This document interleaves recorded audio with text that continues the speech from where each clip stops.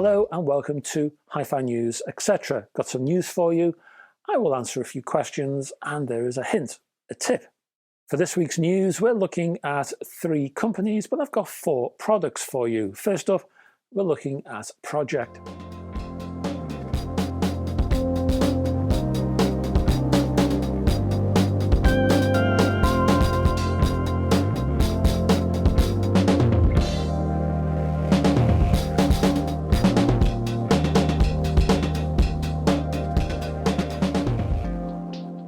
And the first product from Pro-Ject is a turntable. It's the Twin Speed Debut Pro S, retailing at £799. Now, I have reviewed the Pro before on this channel. I put a link up yonder. This one is the Pro S. What does that mean? Basically, what you get with this one is a brand new 10-inch S-shaped tone arm with an SME style head shell fitting, so you can hot swap your head shells in and out.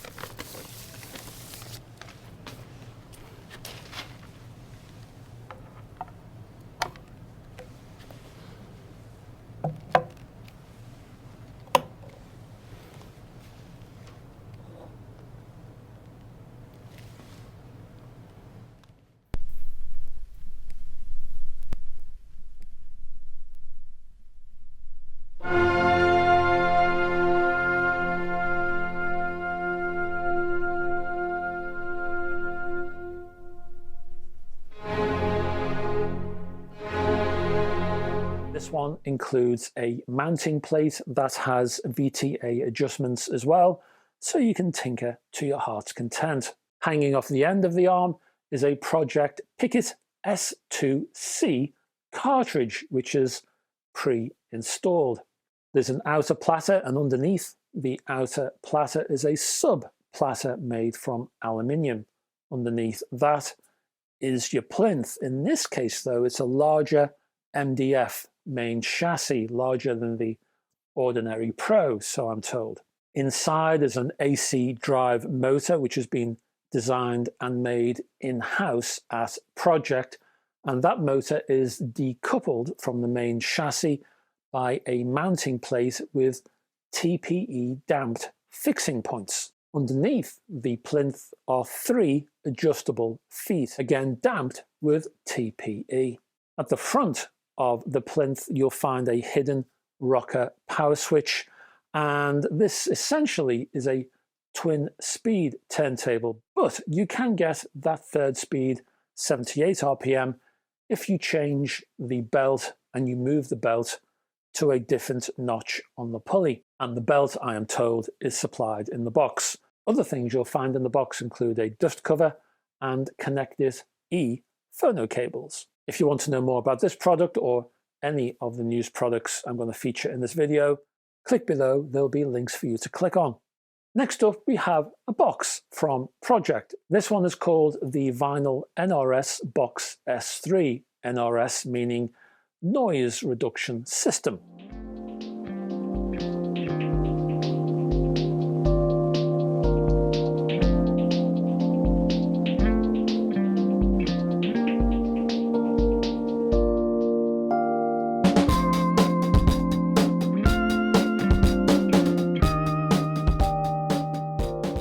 It costs £289 and it looks to, well, reduce noise and all those crackles and whatnot from your older worn vinyl.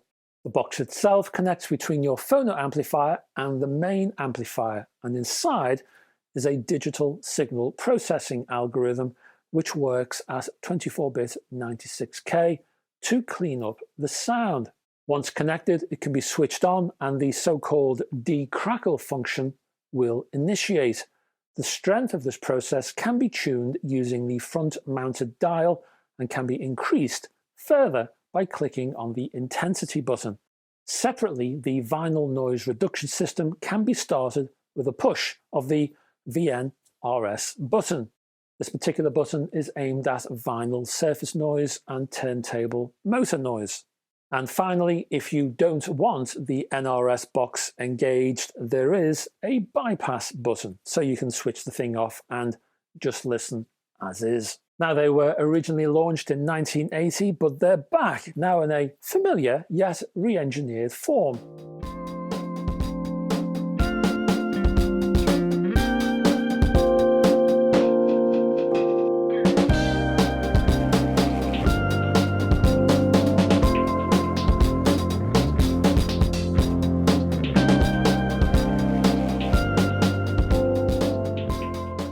Those cabinet proportions, the white fronted baffle and the Mission 700 logo are all here.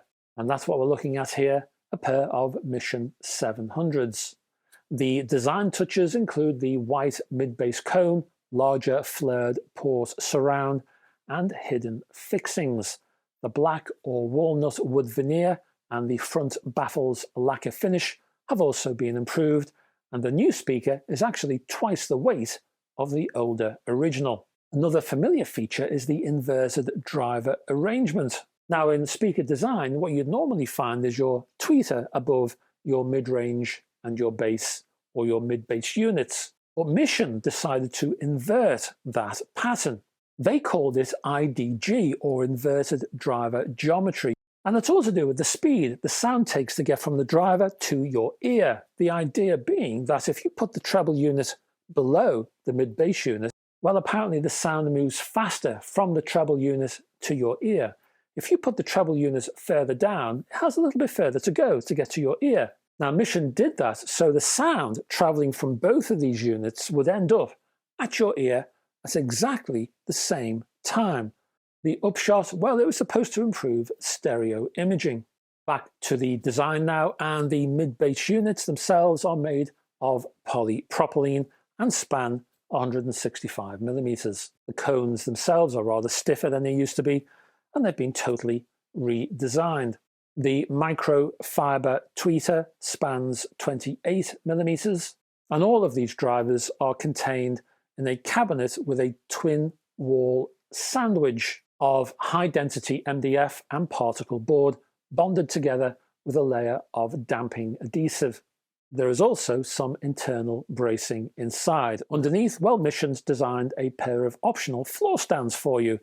These are tailor-made for the 700s and are an open frame design made from carbon steel with damping material in each of the 4 uprights. Price, well, these speakers are £1,299 a pair.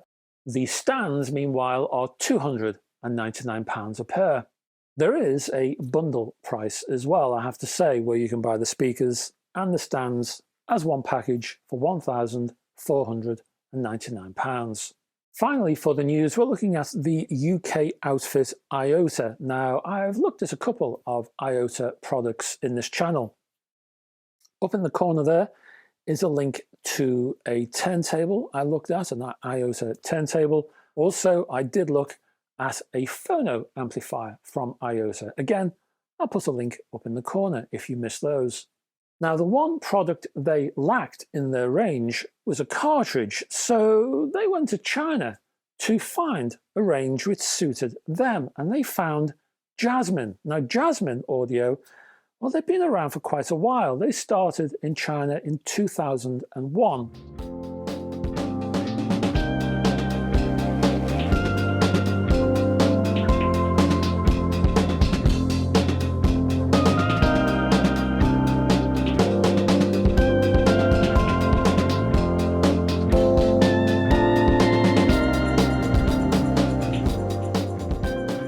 And they began by creating parts for other companies. Then in 2008, well, they set out on their own path and they started to build mainly cartridges and tone arms. So IOTA is bringing in a whole host of products to complement their own turntables and phono amplifiers. So what we hope to see is the Porcelain series of high-end moving coil cartridges, which range from £1,200 up to £3,500.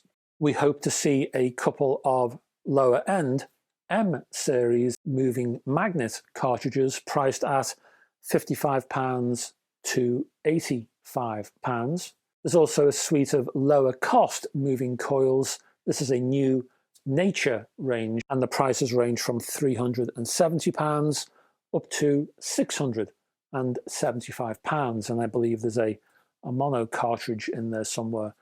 We may also see some tone arms, including the JSTA214J, that last J meaning a J-shaped 9-inch tone arm with a removable head shell, and that one retails at £995. There's also the JSTA224 carbon fiber fixed head shell 9-inch tone arm that retails at £675. Then there is the flagship, the JSTAAB. This is a tangent tone arm, air bearing, you might say, for £2,695. Keep a look at the IOTA website. I'll put a link below for updates on that one. That's your news. Next up, we're going to look at some viewer and reader questions.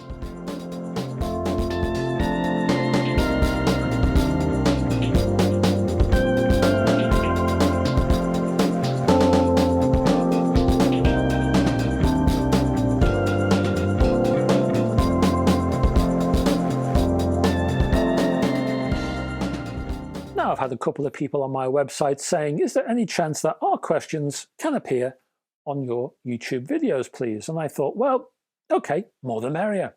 So this one is from Ollie, and it's one of those philosophical kind of questions. Now, Ollie was responding to a review I did of the AS1200 amplifier from Yamaha, and he says, thank you for this incredible review. Well, that's rather sweet of you, Ollie. Thank you. Loved reading through all the notes and thoughts.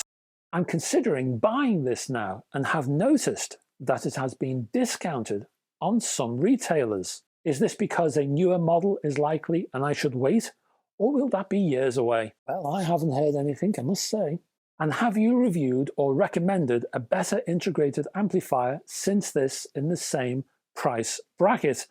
Thanks so much. Now, I get questions and comments like this all of the time. Now, I've seen this sort of thought process going on in many areas of technology, not just hi-fi. I've seen it in television, if you're thinking about buying a new television, or you're thinking about buying a new car, or whatever.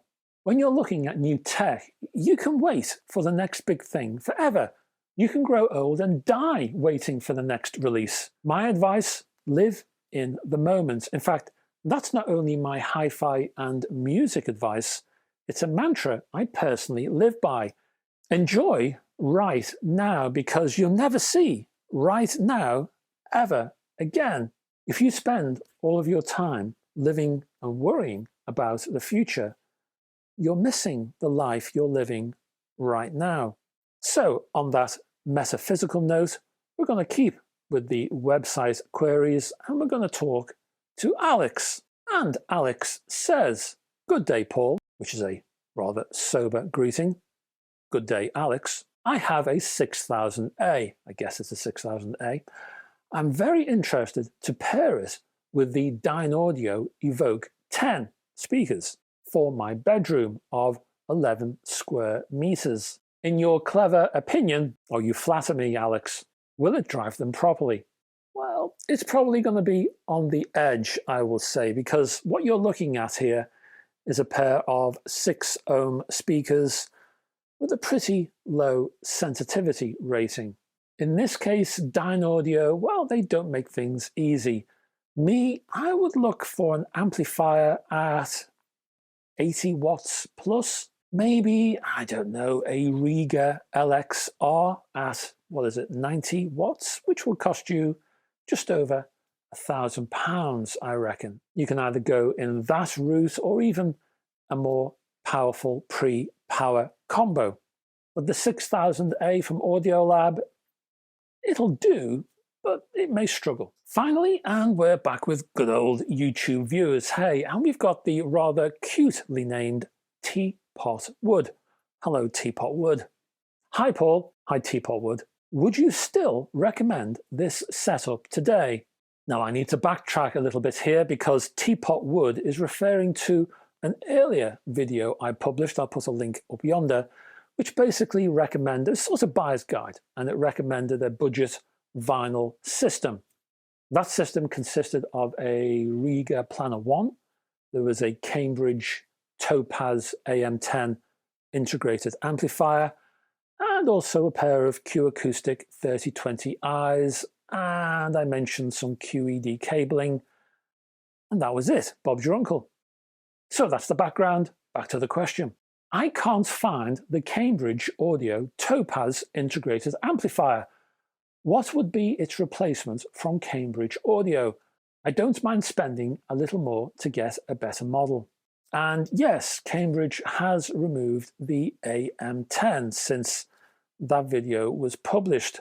However, it has replaced the amplifier with the AXA range. I personally go for the AXA 35, and that gives you 35 watts of power, and I like that bit of power reserve, so I'd go for the 35. And just to remind you that the AXA 35 also includes a built-in phono amplifier, so that will save you a few more pennies. And just as a by-the-by tangent, I could, maybe I should, produce more of these guides for alternative systems, different price points. What do you think? Anyway, that's enough of the questions. Let's finish with a hint, a tip.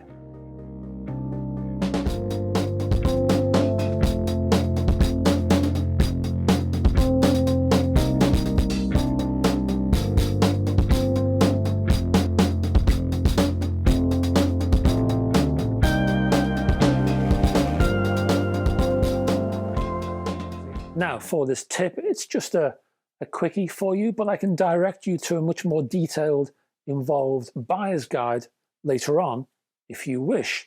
And basically, I'm looking at cleaning your stylus. Now, for me, in my experience and my own research, there's a range of do's, but there's also a host of don'ts. In terms of don'ts, well, for example, I do not recommend using a short bristle brush on your stylus. Just about every vinyl care package I've seen comes with these little stubby brushes. You can buy them everywhere. Now, in use, the recommendation is that you place these little stubby brushes underneath your stylus and you move from the rear to the front to clean the stylus tip. For me, though, pulling the bristles across the stylus, that puts unnecessary pressure on that stylus tip, which, in the majority of cases, is only connected to the cantilever by a specialist adhesive. So there is a risk of putting excess pressure on that adhesive. There's another cheap accessory you can buy everywhere, from specialist hi-fi shops to Amazon and everyone in between. And basically that's a little bottle of alcohol, and there's a brush attached to the lid. And you unscrew the lid and you take out the alcohol daubed brush. And again, moving from the rear to the front, you brush the stylus tip, and the alcohol is supposed to melt away all the gunge. But again, you risk disrupting and damaging the stylus adhesive with this alcohol. I have heard advice from cartridge brands such as Soundsmith and Audiophile, who recommend against using alcohol on stylus tips because there is that risk of damaging the adhesive on the stylus tip. So I would avoid both of these popular stylus cleaning accessories. What I do recommend are those little sticky pads. I've got one here. I'll show you one here. Now here's one example from a company called Vinyl Passion, and I do recommend this product. It's priced at about £25 in the UK. The one I'm holding is contained in a little metal case with a screw top. Nowadays, I think they come in a little acrylic case, but same thing, basically, just the case is different. Now, this pad is sticky. It's not too sticky, but it is sticky. So what you do is you place this little gizmo on your platter, on your turntable, and you move the tone arm so the stylus lowers onto the sticky pad itself. The stylus ends up entering the sticky pad, and when it does that, all of the dirt and the fluff and the gunge is removed from the stylus tip and it stays on the sticky pad. So when you remove the tone arm again, the stylus is clean. And here's the Vinyl Passion case up front. Oh, and by the way, the thumbnail, no, I'm not turning into a goth. I trapped it in a door. In fact, it was worse than that. I trapped it in the hinge part of the door. Now I know what the medieval thumbscrew torture device feels like. Oh, the pain, let me tell you. Anyway, back to VP. Hey, the Vinyl Passion little sticky pad, let me take the top off and I will show you what it looks like inside. And there we are. You can see the shiny little stick. You can see it's worn. It's been well used, this. And that's the little sticky, shiny surface. So the stylus tip rests on and slightly goes inside that little sticky substance there. And then when the surface is clogged with lots of dust, you can wash that off. It'll dry quickly and you can start again. Now, there are two products I highly recommend. One is the Dust Buster at £25, but if you want to go higher end, then I highly recommend the DS Audio stylus cleaner, which can be yours for £80. If you want to see a review of this DS Audio accessory, you can. I'll put a link below and that will take you to my website and you can read the review there. So that's my stylus cleaning summary, as it were. You can go into greater depth and more detail on my Patreon page because I've got the full buyer's guide on there. It's a much larger feature. It includes interviews with Audiophile and also Goldring. So you might want to check that out if you're interested. And that's the hi-fi news, etc. video for another week. Thank you very much for staying to the end. And if I can ask you down below, if you could click on the like and subscribe buttons too, it just helps this channel to keep on growing, folks. So thank you for your support. Check out the description. There's that Patreon page link if you want to read the stylus cleaning buyer's guide. That's over there, exclusive to Patreon. And there's other links too, such as my website and Facebook group, which you're welcome to join. I'll be back on Monday with something hi-fi flavored. Probably another buyer's guide. I don't think we're looking at a review this time. No, it's going to be a buyer's guide. So check in for that. Hope you enjoy it. And I also hope to have your company. Until that time, folks, bye-bye for now.